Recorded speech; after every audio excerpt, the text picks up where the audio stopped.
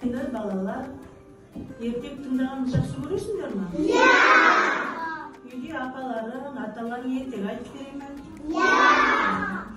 Ал ендеше мен сендерге шалқан деген ертекті айтып берем. Жақсылап, құлақ салып тыңдаңдар. Бір атай шалқан егеді, және оны оған былай деп әндетеді. Өз шалқан, тәп-тәтті, өз шалқан, қап-қатты.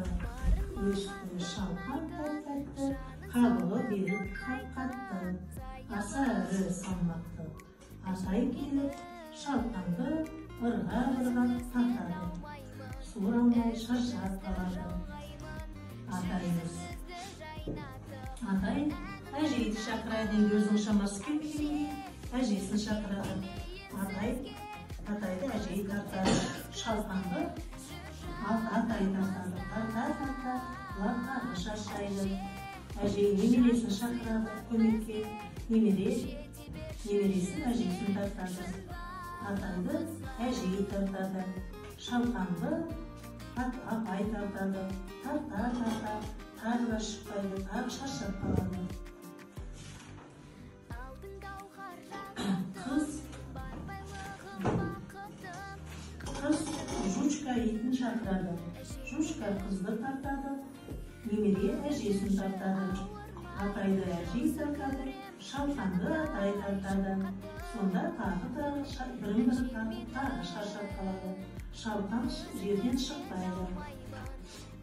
Жучка мысықты шақырады.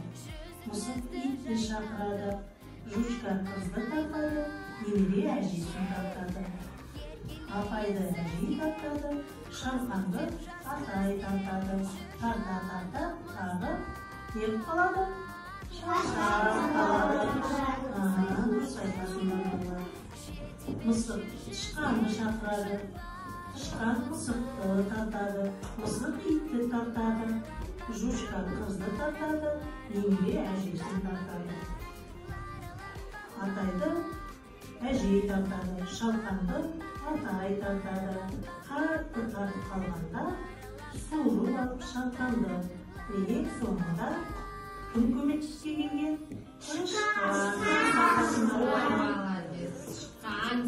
Тышқан келіпті. Ал қалған аталардың бәрін күш келмеген шалқанға тышқанның көмегі өте зор болды. Иә балалар? Шалқан ертегісіңдер ме? Жарайсыңдар балалар. Осындай ертекті көп тыңдап жүрсіңдер. Аталарының айтқан ертегі тыңдап жүрсіңдер. Шалқан ертегісіндегі суретті көрдіңдер ме балалар? Ата қандай шалқанды өсіріпті? Үлкен шалқанды. Ол үлкен шалқанды жұлып алуға кімді шақырыпты?